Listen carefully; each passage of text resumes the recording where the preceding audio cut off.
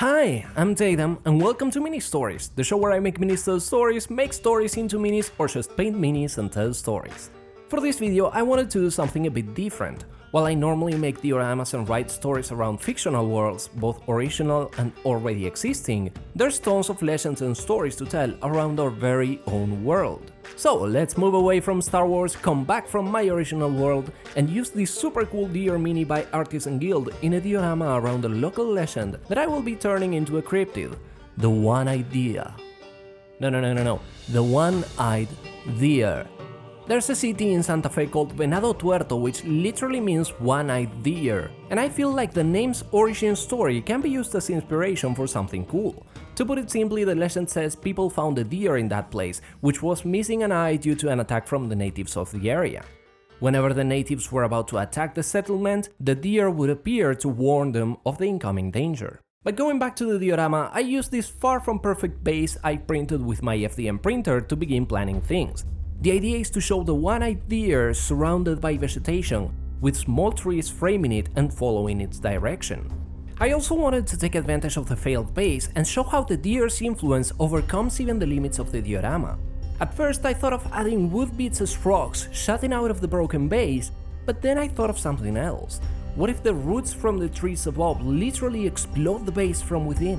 So, grabbing my pliers, I began pulling and breaking part of my base, leaving some bits hanging to show the result of nature's power. Now comes the sculpting part. This was far simpler than last time. All I had to do was use epoxy putty to create simple and even terrain and fill the holes on the side, also sticking some branch pieces inside those to act as roots growing from within the diorama. I also imprinted the shape of the different pieces onto the terrain so that they can be attached more easily after the base dries. The next day, the putty was almost fully dry, which allowed me to review the layout and begin the pinning process. For this, I drilled tiny holes on each piece and glued pins cut from paper clips, then placing the bits back onto the base to mark where each pin should go.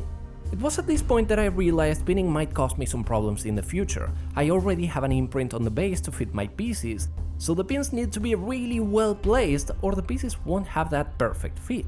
While there's still more to add like grass tufts, pigments and sand, I'll be adding all of that after the diorama is fully assembled. So it's time to paint and time for narrator Tatum to finally tell us the tale of the one-eyed deer. Entry 0-SF-16, Professor Pedro Valencia speaking. When I started researching the entity we call the Sacuape, colloquially known as the One-Eyed Deer, I was sure it was a waste of time. My childish sense of wonder wanted it to be some immortal wise being, but even the legend behind the creature mentioned it had been killed by hunters. Whether it was the childish part of me trying to prove it was something special, or the adult part trying to finally put that belief to rest, I decided to go look for the Sacuape. Now I'm both thankful for it and terrified by the result. My expedition started at the very origin of the legend, the city of Venado Tuerto named after the creature. More precisely, I went to the lake where the creature was said to be slain. After a couple days without any important revelations, I decided to follow the path of nature, going further away from civilization. That's where I found it. I won't disclose exactly where I met the Sacuape for two reasons. First, I don't want people to further disturb the entity. And second, I don't want others to suffer my curse. It was the 6th day after I dove deeper into nature, accompanied only by my camera, my cell phone, which in typical horror story fashion had no signal out in the middle of nowhere, and a backpack with camping supplies. It was getting late and I felt tired, so I decided to stop, light up a bonfire, and prepare something to eat. Unfortunately, my tiredness got the better of me while I waited for the food to be ready. I woke up to black skies and flaming trees. The fire had spread all over in front of me, consuming everything and projecting a cloud of smoke that covered the moon and stars. But it wasn't that what paralyzed me. No, what caused my blood to run cold, even despite the intense heat of the flames, was the figure that came out of them. It took my eyes a moment to properly see what it was. The blinding light of the fire alongside the smoke and the ashes flying in the wind made it difficult to see anything. But there between the trees stood a deer, if it truly could be called that.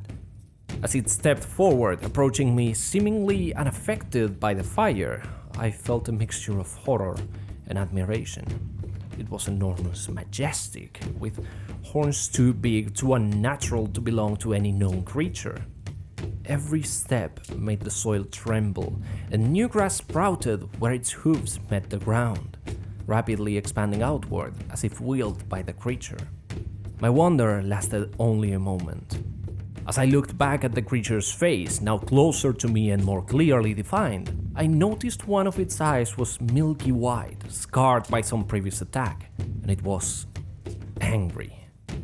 The eye that should have been blind seemed to somehow look even deeper into me, engraving itself into my soul, judging me, hating me. It made me want to run, scream, beg for mercy, but I could do nothing. Instead, I just stared as the Sakuape grew closer and closer, that hateful eye glaring at me. There was a sudden flash, and the flames exploded outward, consuming everything.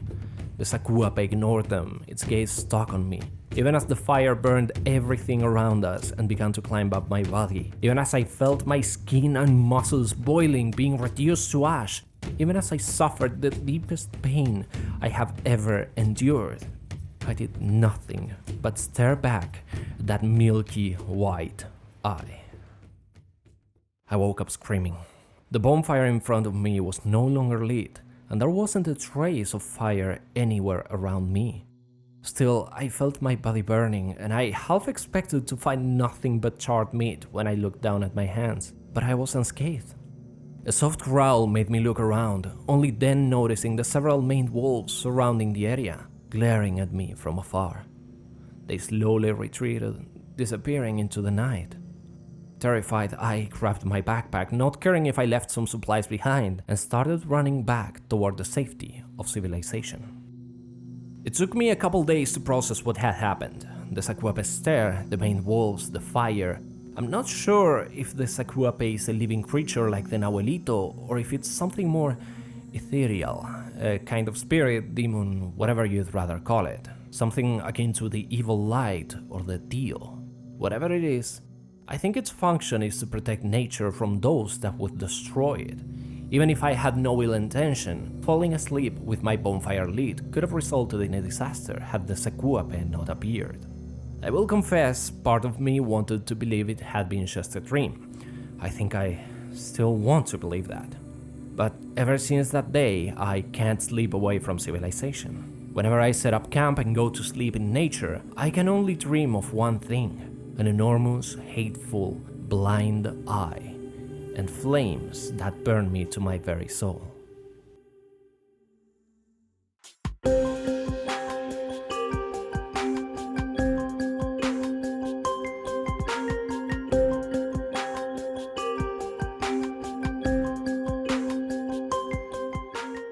Thank you so much for watching. I'm really happy with how the diorama came out and how it shows the power of the Sakuape over nature, overcoming even the limits of this man-made diorama.